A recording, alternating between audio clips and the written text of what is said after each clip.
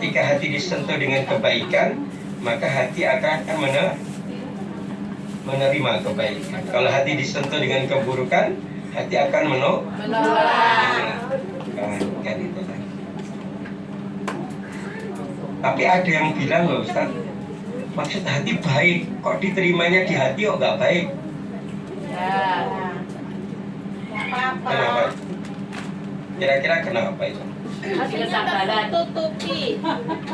Iya, Hatinya ya. tertutupi. Dia bisa menguji kesabaran. Yang kedua bisa jadi metodenya, caranya, retorikanya, pendekatannya mungkin yang harus diperbaiki. Karena dakwah itu adalah bi'at. Dakwah itu seni. Kalau seni berarti ada metodenya gitu ya. Yang seni itu kan kita harus ada unsur-unsur dalam seni kan ya. Nah, misalnya dalam unsur seni itu ada yang disebut dengan apa itu unsur seni itu? Unsur bentuk misalnya. Seni dalam bentuk gitu ya. Nah, berarti dalam konteks dakwah ada bentuk-bentuk dakwah gitu ya. Seni dalam tadi ini dibaca ya ketika apa? Ketika tilawah ya. Bismillahirrahmanirrahim. Wal takum minkum ummatun yad'una ilal khair wa ya'muruna bil ma'ruf wa yanhauna 'anil munkar wa ulaika humul muflihun. Ini tauhid rohani pertama ya. Dan tidak ada di antara kamu sebagai umat yang menyuruh kepada kebajikan, menyuruh kepada yang ma'ruf dan mencegah dari yang mungkar. Mereka orang-orang yang beruntung. Ini. Nah kita itu di cahaya itu ingin melaksanakan perintah Allah yang ini nih. Oh hari ini kita itu bersama-sama dalam rangka biar kita itu menjadi apa? Ini wal takum minkum ummah gitu. Jadi segolongan umat ngapain? Ia da'una ilal khair, yang mengajak kepada kebaikan. Ya, uruna bil ma'ruf, menyuruh, mencegah dari yang mungkar. Jadi kalau ada kemungkaran ya dicegah. Ya.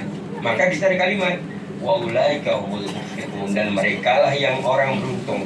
Jadi kalau kita itu berada di dewan dakwah ini, Allah telah menandai dengan kalimat apa? Wa ulaika humul muflihun, mereka orang yang beruntung. Maka kalau kita berkembang dalam pesan dakwah di Cahayaku ini, ya mudah-mudahan kita oleh Allah dikategorikan menjadi muflihun, orang yang beruntung.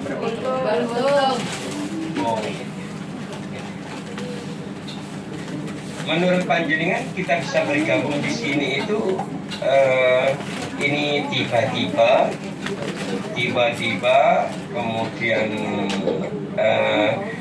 tiba-tiba atau spontanitas atau karena sudah ditetapkan oleh Allah.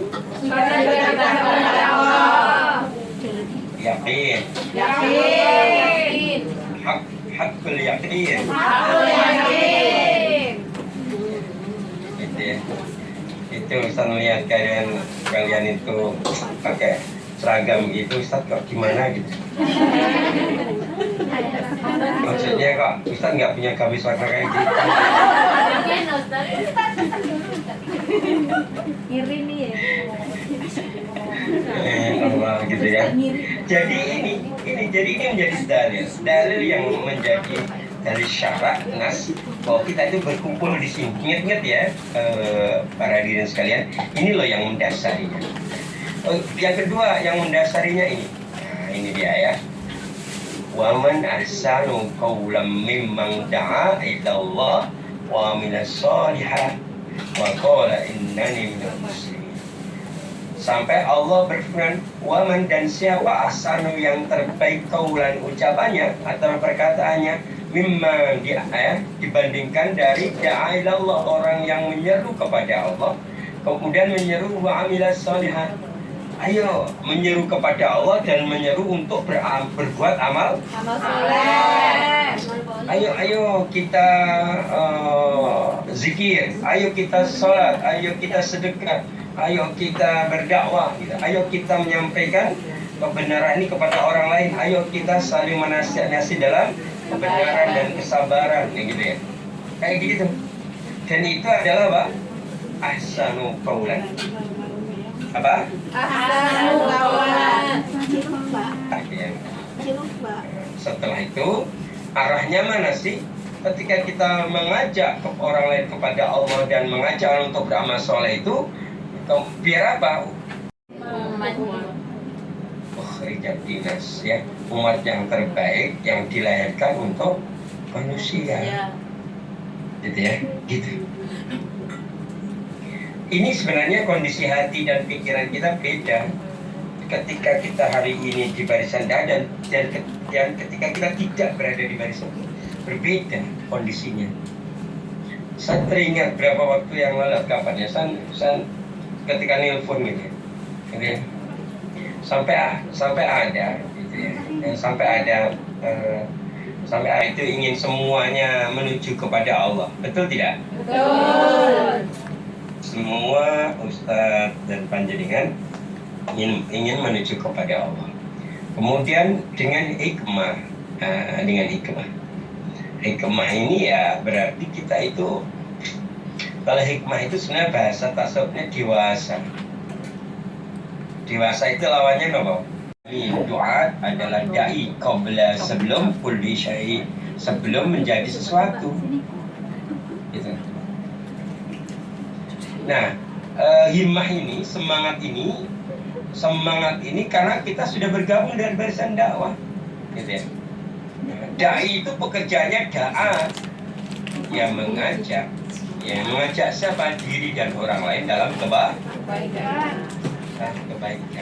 Maka nahnu du'at qabla kulli syai, kami adalah dai sebelum menjadi sesuatu, gitu ya. Maka ada kalimat waman ahsanu qaulan ini dijelaskan di sini. Kita lihat. Nah, waman ahsanu qaulan mimman da'a ila Allah wa 'amila sholihan. Surat apa tadi? Ini ya. Surat apa tadi? 41. Ini loh. Ayat 30. Ya, ini loh ya. Yang tadi saya baca ini. Nah, sebaik-baik manusia wa ahsanu qaulan, sebaik-baik perkataan ya mereka yang menyeru kepada kebaikan, menyeru kepada kebaikan. Nah, loh, kok berubah warnanya? Coba, Ustaz penasaran nih. Loh, kok berubah lagi? Iya. Ya, kayaknya disengaja mau Ustaz. Ya. Kenapa menjadi sebaik-baik manusia seseorang yang menyeru kepada kebaikan? Kenapa menjadi sebaik-baik manusia? Karena pertama didoakan Nabi. Didoakan oleh siapa? Nabi. Ini hadisnya Ibnu Majah. Allah membaguskan orang yang mendengarkan perkataanku lalu menyampaikannya. Berapa banyak orang yang menyampaikan ilmu tapi tidak mengetahui, dan berapa banyak orang yang ilmu kepada orang yang pandai daripada dia. Artinya Allah membaguskan orang yang mendengarkan perkataan lalu menyampaikannya. Jadi ketika kita mendengar dari Nabi menjelaskan ayat tertentu misalnya dari Nabi, kemudian kita menyampaikan kepada orang lain, maka kita akan didoakan oleh Nabi. Yang kedua, kenapa ahsanul qaulan itu ada da'i Allah, sebagai manusia orang menyeru kepada Allah dan bangsa, karena di dalamnya ada pahala yang besar. Hadis dari Bukhari. Lalu serulah mereka kepada Islam dan kabarkan kepada mereka apa yang wajib atas mereka dari hak Allah.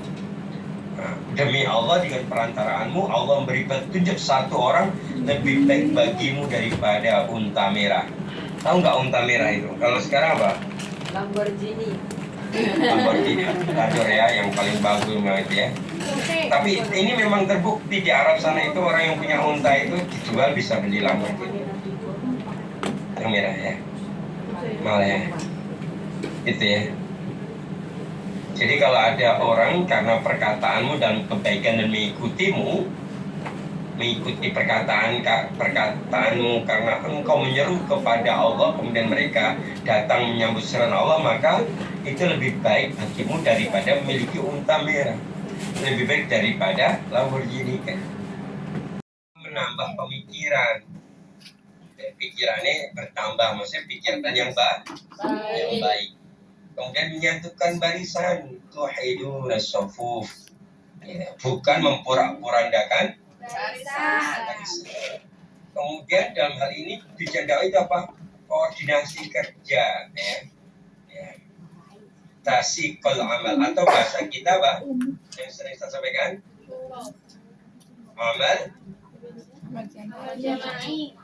amal jama'i, betul sekali. Itu. Kemudian apa? Min qobatun isyaq. Harus ada pengawasi. Jadi dakwah itu maksud diawasi itu untuk dievaluasi. Contoh seperti yang disampaikan oleh Mbak Tuti selaku ketua panitia bahwa dakwah muktamar hari ini itu fungsinya apa? Mengevaluasi kerja-kerja dakwah selama ini itu kayak apa, gitu ya.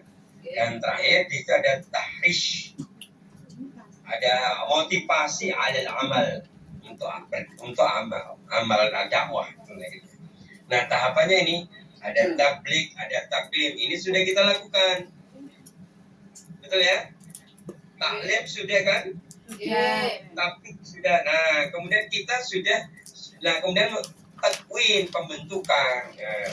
Maka hari ini itu kita itu setelah takwin, kemudian tanzim, kemudian apa? Yang terakhir adalah apa? Tadabis. Itu sudah kita lakukan ini tahapan ini. Tabligh, taklim, pembentukan, penataan sampai pelaksanaan dakwah, gitu ya. Pembentukannya dan penataannya sampai mana ya? Tadi ada unit-unit yang ada di Cahaya. Dan gitu kan? Sampai pelaksanaan.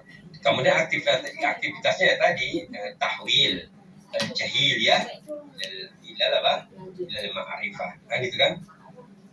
Kemudian tahwil ma'rifah ilal fikriyah. Ilal fikrah. Jadi mengubah dari jahiliyah menjadi ma'rifah, menjadi berilmu. Merubah dari ilmu menjadi fikrah. Menjadi fikrah itu menjadi paradigma bahwa saya adalah aktivis dakwah. Harapannya setelah itu tahwil al-haroka ilal natijah.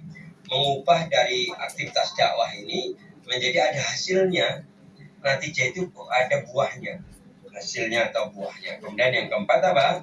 Tahwil natijah ilal Allah ya, mengubah hasil menuju tujuan. Oh ya, apa hiya? Tujuannya apa? Marobotillah. Tujuannya apa? Ridho Allah. Gitu. Jadi makanya kita pikiran kita kudu lurus terhadap konsep ini, konsep dakwah yang Allah tetapkan. Jadi kalau sudah dibalik ini kita pikirannya kudu lempeng itu lurus, nggak boleh belok. Tadi kalau bahasa Bu Sutin apa harus apa? Tidak boleh apa tadi? Keplese. Iya, kepleset. Oh ya itu. Jadi gitu. Jadi seperti itu. Ya, bagaimana kita lurus? Ya. Oke, baik. Hadirin yang dimuliakan Allah Subhanahu Wa Taala. Nah, ini ya. Oke, sebelum kita lanjutkan, kita break dulu boleh? Boleh. Mendingan silakan minum dulu, kita break beberapa menit ya, kita diam kasih waktu ya. Silakan bisa. Akhirnya kita harus memahami betul terkait dengan apa dakwah ini, gitu ya. Secara umum kalau misalnya coba kita cek lagi deh kalau gitu. Ini Ustaz ambil dari kitab fikih dakwah ya. Terbaca nggak itu? Baca. Jadi coba dibaca judulnya. Rukun dakwah. Jadi kalau kita untuk mau berdakwah, kita harus memahami rukunnya. Karena rukun itu menjadi prasyarat diterimanya amal kan gitu akhirnya. Karena kalau dalam fikih itu seperti sholat itu ada syarat dan rukunnya. Kalau syarat rukunnya tidak dilaksanakan maka tidak sempurna itu sholat. Dakwah juga begitu. Jadi ada 4 rukunnya, ayo kita pahami dan kita paham. Jadi rukun dakwah itu ada 4. Pertama harus ada T, ada al-matu. Al-matu itu siapa? Objek. dakwah. Yang kita dakwai. Yang keempat, baru ada metode dan sarana ketika menyampaikan dakwah. Nah, tema dakwah, kalau kita itu menyeru kepada manusia, kepada orang lain, maka temanya pertama adilul Islam. Yang ngajak kepada Islam secara apa? Kafah, secara Islam. Gitu kan? Jadi kita suruh ketika udkhul Islam sampai ayo masuk Islam itu kafah. Berarti kalau Islam kafah itu kita masuk Islam, setelah itu melaksanakan semua kewajiban-kewajiban di dalam Islam. Itu ya. Kemudian al-Islamu qabla jamaah. Islam sebelum berjamaah. Jadi kita harus harus punya modal, sudah berislam, sudah melaksanakan, sudah tunduk patuh kepada Allah, baru hari ini kita bareng-bareng di sini. Yang ketiga baru menyerukan isi dan kandungan rukun Islam, iman Islam secara keseluruhannya. Tema-temanya seperti itu. Intinya kalau kita ngajak kepada agama ini, ya. Nah, jangan sampai kita itu beragama Islam tapi tidak mengamalkan ajaran Islam. Nah, kita berarti temanya kan gitu. Berarti kalau temanya seperti ini, dai itu ya seorang dai seperti kita, gitu ya, seperti panjenengan. Ya, jenengan harus apa? Mengamalkan Islam, setelah itu menyeru orang lain kepada Islam. Ayo bareng-bareng yuk mengamalkan Islam. Nah, begitu juga di sini kita itu arahnya ke sana. Ayo bareng-bareng kita menyeru kepada agama. Gitu ya. Kemudian dai itu apa? Ternyata dai itu tugas Rasul. Maksudnya kita itu ketika memaafkan dai, ternyata seorang dai itu meneruskan tugasnya Rasul, tugasnya Nabi. Nah, jadi bahasanya adalah apa? Astabalilu ajila, sebagai generasi penerus, meneruskan perjuangan Nabi, meneruskan dakwahnya Nabi. Maka kita harus dai itu punya bekal dai dan senjatanya. Senjatanya dai itu apa? Al-ilm. Makanya kenapa harus ngaji? Nah, selain itu sholat itu senjatanya dai. Selain sholat apa? Sabar. Kata Allah, jadikan sholat dan sabar sebagai penolong. Gitu. Karena coba kalau Nabi Nuh itu tidak sabar, Nabi itu tidak kuat misalnya, dakwah 950 tahun cuma 11 orang ngikutinnya. Kalau kita sudah dakwah berapa lama? Coba Mbak Tuti atau Bu Sutin, ini cahayaku udah berapa lama usianya? 12 tahun. 12 tahun. Wah, 12 tahun ya. Kalau 12 tahun sih berarti kalau usia jenjang pendidikan berarti dia mau masuk SMP. Ya. Gitu ya. 12 tahun ya. Satu dasar lebih. Gitu kan? Artinya apa? Kita baru dakwah kurang lebih 12 tahun. Tapi kok sudah merasa aku sudah berdakwah sekian ini, aku sudah melakukan banyak hal ini, tapi mana hasilnya? Mungkin kita tidak bercermin kepada Nuh. Setelah itu bercermin kepada Rasulullah, misalnya, gitu ya. Rasulullah dakwahnya berapa lama? 13.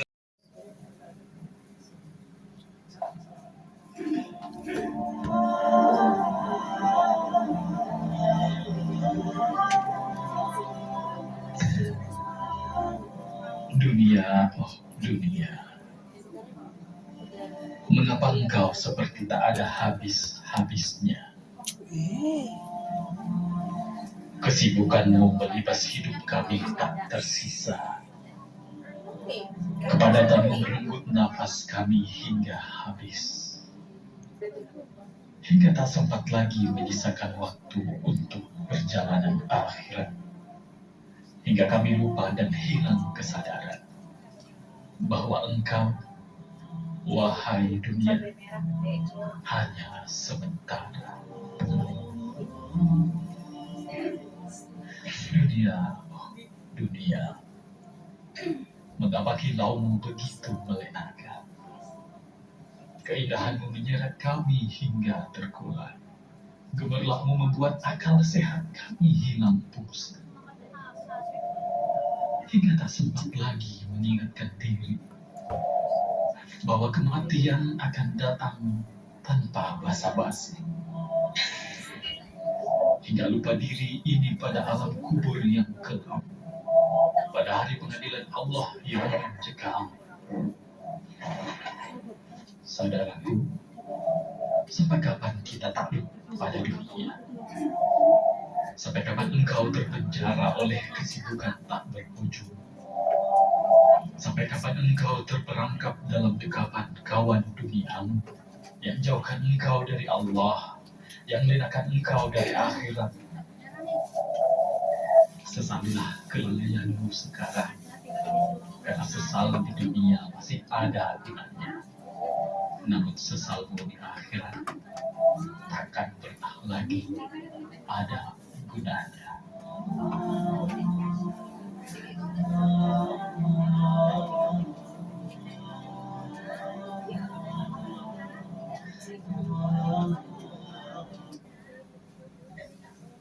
Dari sini akhirnya kita bisa melihat bahwa memang dunia itu ini lahun wa la'ib, ya. Kita jangan sampai terjebak di dalamnya, ya. Sampai terjebak di dalam. Nah, apa yang dimaksud dengan jebakan dakwah ini, dunia ini? Ini ada 3 ini loh. Apa saja? Fitnah dunia menyepadai, wanita, harta, kekuasaan. ya Allah. Ini untuk siapa kira-kira? Untuk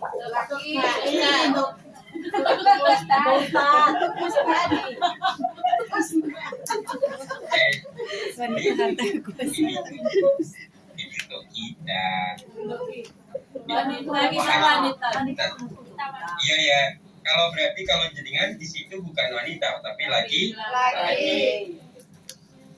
Ya, gitu ya. Nah, kita bahas dulu yang tengah ini ya. Agak cepat bahasnya. Ini fitnah harta yang tengah ya. Ini dia, celakalah hamba dina, hamba dirham, hamba pakaian, hamba mode, ya. Takut supaya tidak diberi ke Allah, gitu ya. Sampai seandainya manusia diberi 2 lembah berisi harta, tentu ia masih menginginkan lembah yang ketiga, gitu ya. Yang bisa memenuhi dalam perut manusia hanyalah tanah, gitu ya. Jadi begitu kondisi harta. Seandainya bisa memiliki lembah berisi harta, lembah, dia masih menginginkan harta yang banyak semisal itu pula, gitu ya.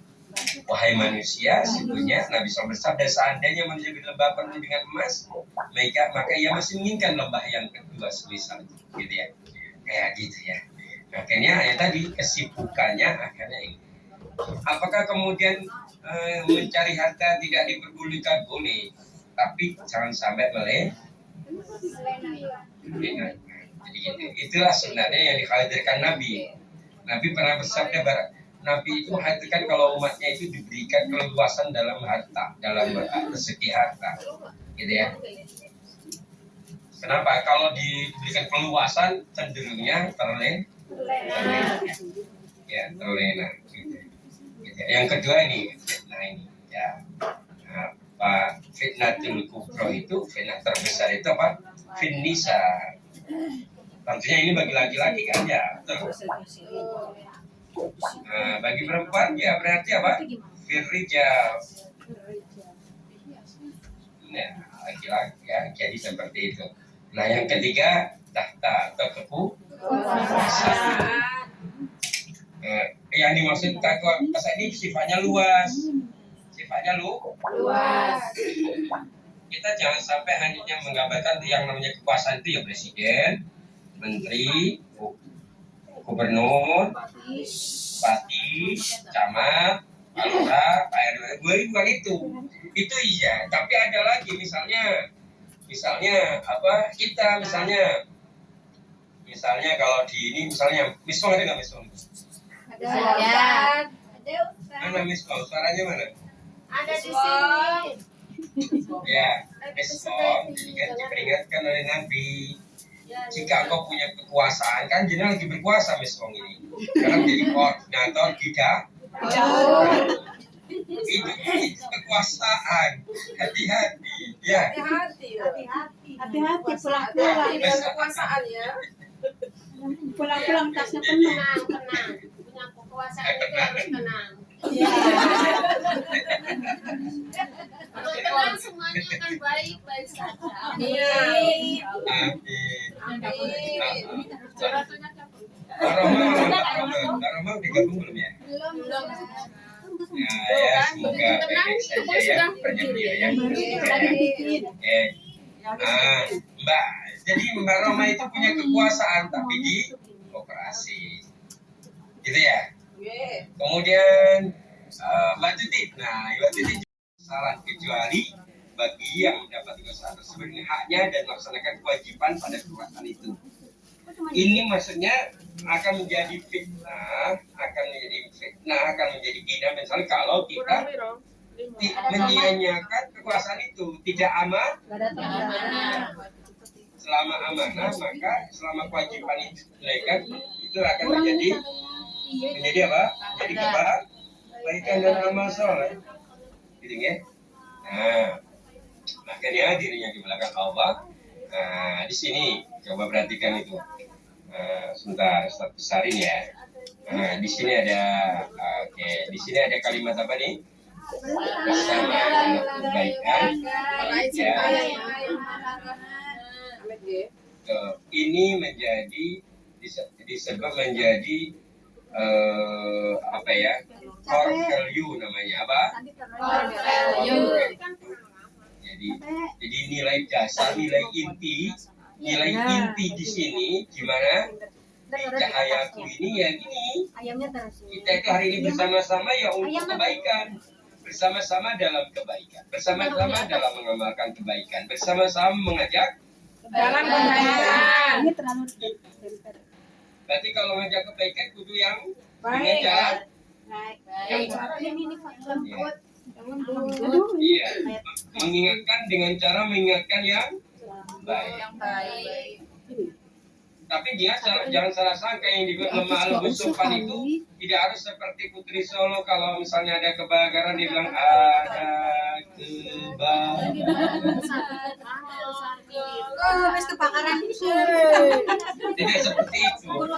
Lemah lembut yang dimaksud itu adalah lemah lembut yang dimaksud itu tentunya setiap ini karena ini menjadi apa norma kesopanan makanya kadang berbeda-beda. Contoh ini, contoh misalnya di sini ada orang Madura. Ada Ustaz. Ya, orang Madura itu kalau ngomong Jawa macam sampai itu biasa. Tapi kalau kita nggak sopan loh. Jawa sampai itu kan kasar loh. Menurut kita. Tapi menurut mereka itu bahasa hari-hari. Jadi begitu kelembutan kesopanan dalam hal kebaikan itu semuanya harus kita lihat terbingkai oleh syariat atau tidak. Gitu ya. Kan setiap kita terlahir dengan latar belakang yang berbeda-beda. Kan nggak bisa kita mengatakan kamu harus seperti Putri Solo semua. Boleh nggak? Enggak ada. Iya. Iya gitu ya. Pakai tangan nanti. Jadi di situ ya. Pokoknya terbingkai di dalam kebaikan, terbingkai syariat sunnah. Di sana ada kebaikan. Nah, semuanya amal rahim ingin apa? Kita punya asa, punya harapan mendapatkan cinta dari yang maha. Disebut apa? Terkait kita, jangan sampai kita ini. Jadi kalau ada apa ya kita itu ngumpul apa sih? Semua ada baru Ngumpul di sini apa cuma ngopi-ngopi dan ngerokok? ayam di sini satu. Ternyata tidak. Ternyata kita adalah ya tadi bersama dalam kebaikan. meraih cinta yang Rahman. Nah, kita diri yang dimuliakan Allah ya. Nah, berikutnya diri yang dimuliakan Allah, kita akan masuk ke sini. Ya. Nah, sekarang telurnya. Nah, berikutnya kemarin saya sampaikan di sini. Tadi namanya apa? Tadi. Nah, sekarang prinsip 6 prinsip rumah cahayaku yang ini sudah pernah Ustaz sampaikan pada saat di mana Jungking mention ya di Bismillah ya. Nah, ini bahwa hari ini prinsip kita berkumpul itu dasarnya pertama al-ukhuwah, gitu ya. Bergaul dengan cara yang ma'ruf. Yang keempat ada tasamuh. Mohon maaf, ini tulisannya keliru ya. Tasamuh. Ya, tasamuh. Nah, ini dia ya. Ada apa? Tasamuh. Tasamuh itu ya tetap harus ada toleransi di antara kita. Kalau misalnya contoh nih, Ustaz suka pedas. Pokoknya Ustaz harus ngomong pokoknya, hey Miss Wong, setiap masa harus pedas. Ayo, Miss Wong. Ya, apa?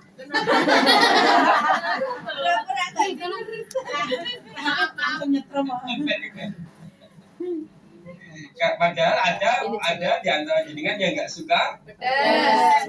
Nah, itu tasamuh ya. Tenang Yang kedua, saja, ada yang jalannya cepet, ada yang lambat gitu ya. Kita harus akhirnya kalau yang jalan cepet yo rotok cepat, jalannya lambat rotok. lambat. Nah, itu namanya ini. Jangan sampai yang jalannya bisa lambat bilang aku bisa, aku kan bisa ngene iki. Wis. Lah ngono ki ora tasamuh, gitu kan? Tasamuh itu temenku kok jalannya kencang ya, aku rada kencang. Nah, sing biasanya kencang loh, temenku kok rada lambat, aku rada lambat sithik. Ngerti sithik ya? Ngerti tak sampean sithik itu? Ngerti lah. Sedikit ya. Ya, sedikit ya. Nah, yang keempat, prinsipnya harus ada syuro, musyawarah. Bahkan di cahayaku itu apa-apa, hampir semua kebijakan itu dimusyawarahkan di manajemen. Ya, kemudian jaringan kebijakan kemudian menjadi di breakdown di masing-masing unit. Kemudian yang kedua membangun komitmen bersama dalam kebaikan. Ini yang terpenting ya. Baik, hadirin yang dimuliakan Allah, mungkin begitu untuk ini karena sudah azan. Kemudian nanti kita akan masuk ke sesi siang. Nanti kita ada pengukuhan dulu, baru rapat pleno, penjelasan mengenai rapat pleno ya. Gitu. Namun sebelum itu nanti untuk sesi siang, sebelum nanti dimulai nanti kalau bisa ada sholawat ya. Siap. Siap, insya Allah, Ustaz.